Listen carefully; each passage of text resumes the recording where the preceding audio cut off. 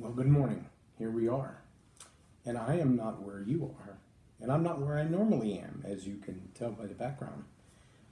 We are actually in Greeley, Colorado, and we are here for a marriage conference that will start late this evening and go through all day Saturday, and then we will head back on Sunday for Dallas. Why am I doing this video while my poor wife is trying to sleep here in the same hotel? Because I made a commitment.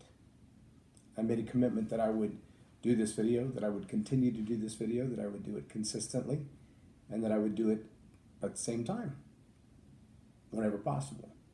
So I know I'm a couple of minutes late for what it would normally be, but it's an hour early for me to be up, to be ready, to be as fresh as possible. And in case you didn't notice, if you weren't watching our Facebook feed yesterday, we left Dallas about 10 o'clock, and with construction delays and road delays, and we allowed Siri to pick the fastest way, which probably, if it was, as the crow flies kind of fastest way, meaning if we were a crow, it would have been the fastest way. But instead we got what Karen and I like to affectionately call the Dairy Queen run, meaning every little town along the way that's big enough to have a Dairy Queen usually is big enough to have a police force, and usually is big enough to have at least one or two schools, like an elementary school and a middle school, as opposed to everybody in one building, which means they have speed limit signs that are much lower than the regular highway signs. So there were places, especially cruising through Texas, where the posted highway speed limit was 75 miles an hour. But several little towns that we call Dairy Queen towns, Dairy Queen run, would be a 75 mile an hour sign, and then a 60, then a 50, then a 45, then a 30, all within about 50 yards of each other. So you're basically slamming on your brakes as you come into this town. The whole highway shuts down, and of course, many of those are two-lane roads. So the only other thing on the road is farm tractors and semi-trucks and trailers, and guess how long it takes them to get from 30 miles an hour, where you basically for a mile and a half, you're rolling about 30 miles an hour. You could probably get out and run alongside the car and keep up. And then you ramp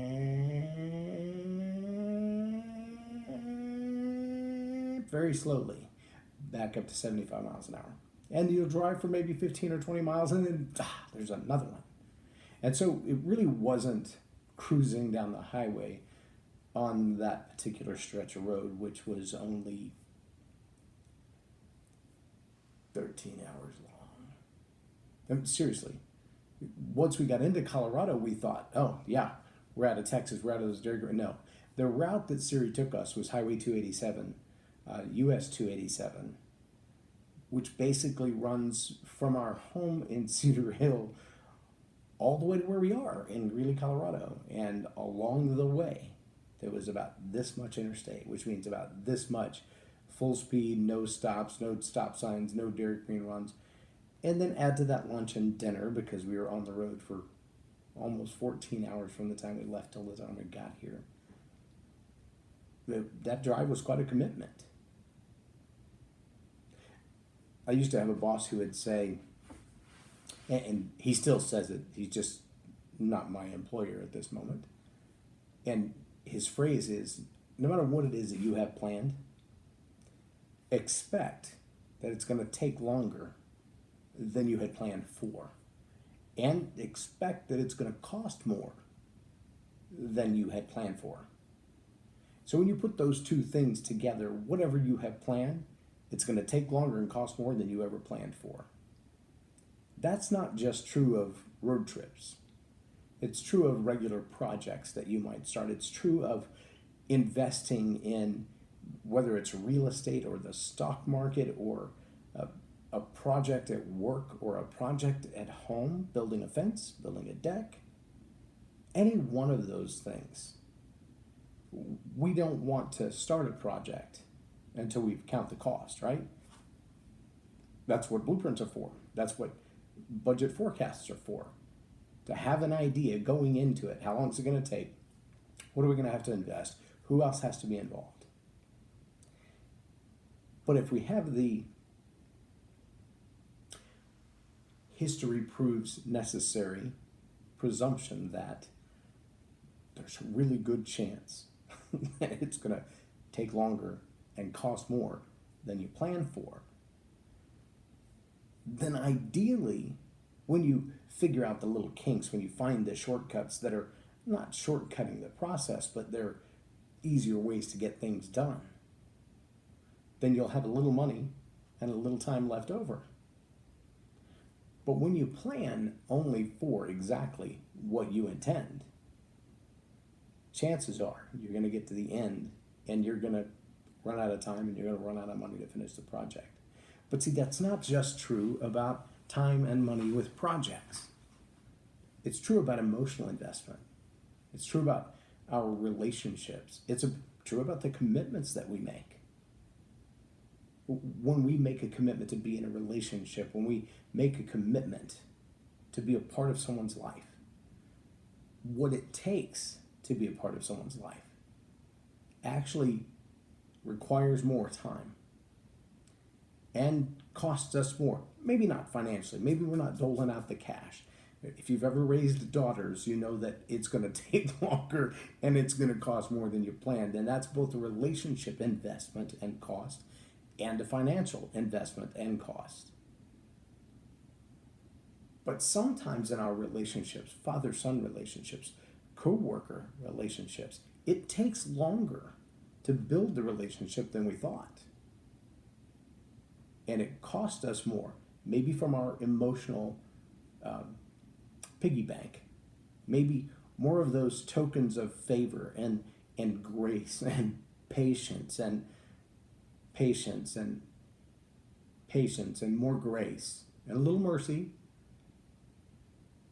Sometimes those relationships cost more to pull them off, to actually survive through the tough times of the relationship. And as we grow older, we predict those a little better, only because we've had more experience with ourselves and with other people. Let me ask you though, is there any chance that you're the friend that people feel like they could build a relationship with, and yet you make it more difficult on them? You, through some quirk of your personality or some expectation that you put on others, some drama that you bring to the table, it takes longer for people to build up trust. It takes longer for people to invest in you and see a return. It's going to cost them more because they're dealing with you than dealing with anybody else. We all know emotional vampires, right? We all know people who suck up your time. They suck up your relational energy. Anytime you're around them, you just feel that pull that they're going to suck you into their vortex and it's not going to be comfortable there. That you don't want to open a conversation with them if you don't have an hour to finish it with. Are you that person? Is there a chance that you're the long road trip in someone's day that isn't going to be done when they thought it was going to be done? Are you the person that's going to suck up their time and suck up their energy and suck up their resources? Are you the one creating the delay of time and delay of cost? And is it you? See, we've got to be able to realize that as human beings, with our own frailties and our own mistakes and our own inability to cope sometimes, we will be the one who just doesn't get it. I remember being the kid in class all the time that would raise my hand. I'm like, can you say that one more time? Can you say it a little different way? Because I wanted to make sure I knew everything there was to know about that subject. Now, sometimes that really frustrated the people in my class because they're like, dude, we got it enough to pass the test. We've memorized the answer. Let's move on. I'm like, but I don't just want to memorize the answer. I want to know why that works. And so I was the one causing the delay. I was the one making it take longer. I was the one causing people to invest more of their emotional energy, more of their intellectual energy in digging into the question deeper. Is that you now? Do you do that to your spouse, perhaps? Do you do that to your children? Do you find that your children don't have time to talk to you because when they sit down, they always feel like they're going to get a lecture? My children accuse me of that. Imagine that. I talk a lot, if you hadn't noticed that. Are you the one that you feel like you're guiding or instructing or advising, and what it really means is you're not listening? I've been accused of that, and sometimes I'm guilty of that. Probably more than I'm willing to admit are the times that I sit down to talk to someone and I do more of the talking than I do the listening. That's a flaw. That's not a good thing. Now, when you're teaching from the front of the room, when you're leading the charge, I hope you got enough to say that it fills the time and it delivers something of value that adds value to people. But in a conversation, that's why we have 2 ears and 1 mouth. We should do more listening than talking. Most people walk away from a conversation where they've done the majority of the talking feeling like they had a great conversation. And as leaders, especially as parents, we would do well.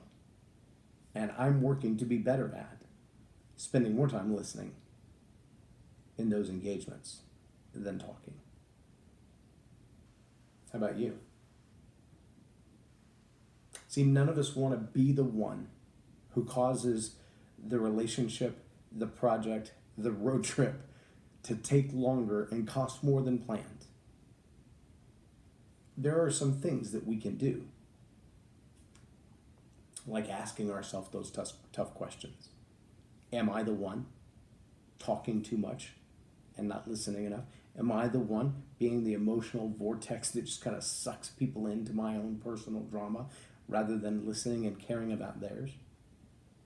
Am I the one who always demands more of people than people want to give or expected to give?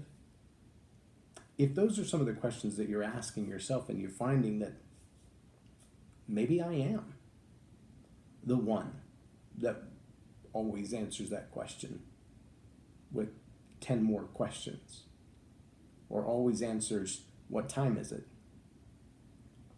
with how to make a watch. Guilty. Will you take some time today and just ask yourself about the relationships that you're invested in and the people who have invested in you, and ask yourself honestly, is there a chance, even if it's a slim chance, that I'm the drama king or the drama queen, that I'm the one delaying the journey of life and making the journey cost more emotionally, financially, relationally than it has to? You will do well to answer those questions for yourself and serve the people around you by listening more and helping them get on their journey faster with less investment. I'm J Loren Norris, and you've been watching Tell It Like It Is TV. Have a blessed day.